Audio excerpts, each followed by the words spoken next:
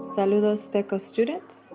My name is Sandra and I am a counselor and professor at Sacramento City College. I coordinate and oversee the Puente Project and the Raza Center.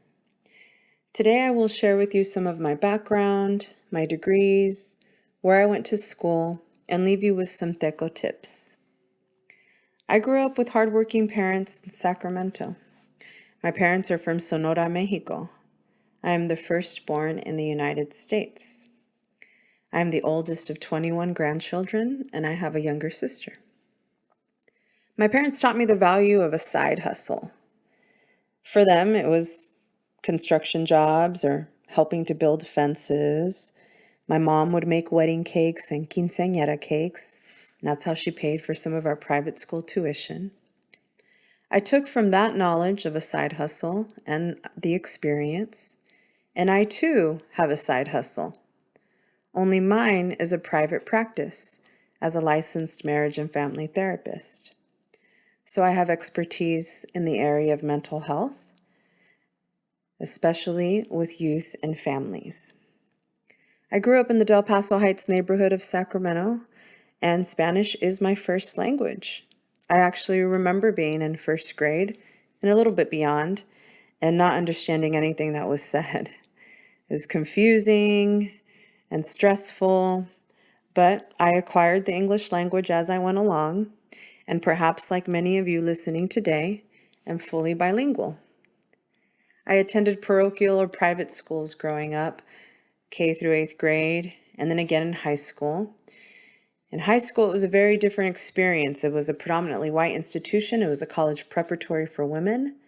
I was very, very well prepared academically, but I was not included in the curriculum. I did not see myself represented in the programs or the services that they offered.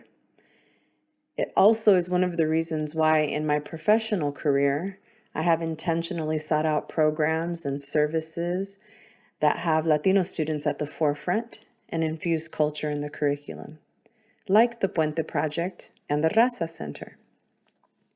In my senior year, I applied to four-year universities, and I was accepted to many of them, including some private universities in Los Angeles. But I was only brave enough to accept the offer from Chico State. Chico State is only about 90 miles north of Sacramento. I applied to college outside of Sacramento without my parents' permission. As a matter of fact, my mom forbid me to go away to college. There were cultural and gender expectations that were imposed on me. And so I lied. I lied to my parents, and I told them that I was going to attend Sac State, and instead I had planned and prepared to go to Chico State. And in the summer months just before I left, I broke the news to my parents, and it was not a positive response. My mom, as a matter of fact, tried to convince me to stay, and she even used the following words in Spanish. "A woman does not do that," she said to me. And so I left without my parents' blessing. And I moved away to Chico State as a freshman in the dorms. I worked part-time, and I entered as an engineer major and started to go to classes and pursue my degree. I had a real desire to become independent, to grow and learn on my own, and that was something that my parents, particularly my mother, did not understand. So my very first year in college was very challenging, as a matter of fact. I was learning what college was, while at the same time, whenever I did have phone conversations with my mom, she would often try to convince me to come home. She wanted me to withdraw from school, move back to Sacramento, and then start all over at Sac State or perhaps a community college. And because we disagreed, we just wouldn't speak a lot in my first year. I felt isolated and alone, but still I persisted. After my freshman year, I would come home for the summer, and my mom seemed to understand a little bit more. She asked me a lot about, what was going on and what classes I was taking and what I was pursuing, and I was able to teach her more about my journey and my goals. By the time I was a sophomore in college, I remember my younger sister was now a senior in high school. And as I was navigating my sophomore year, my sister was now considering also moving away to college. But now my mom had some experience and she was much more receptive to it. So my sister applied to colleges all over the United States.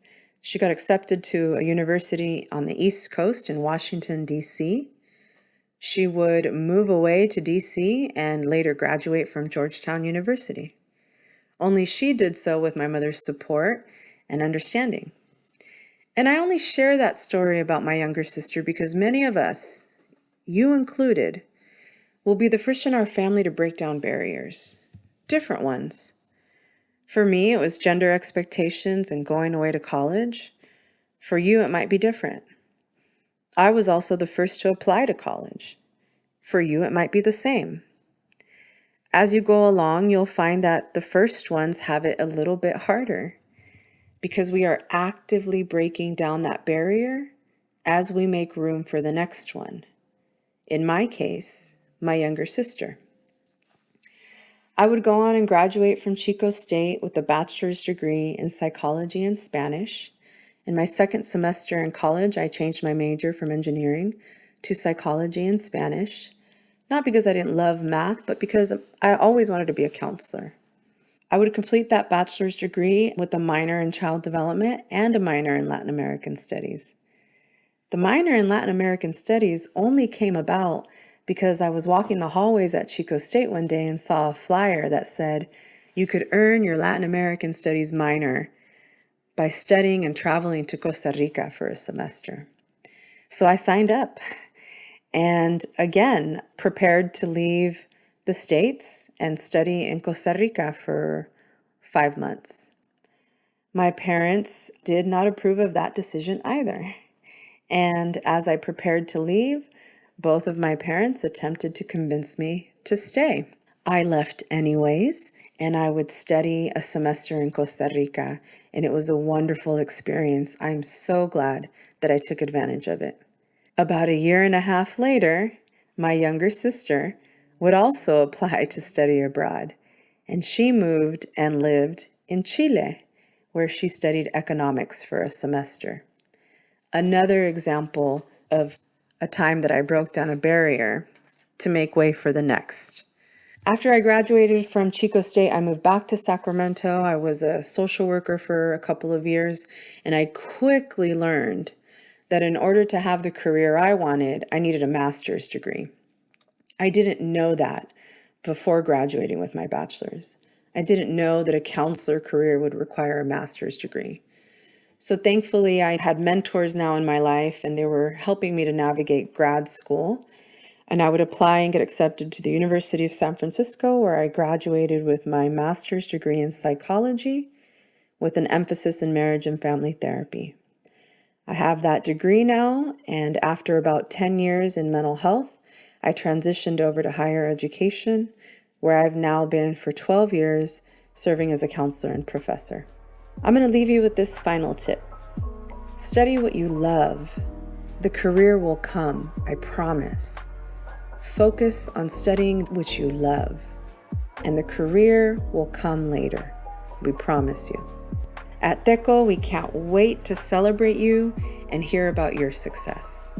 Thank you so much for listening, and we'll see you at graduation.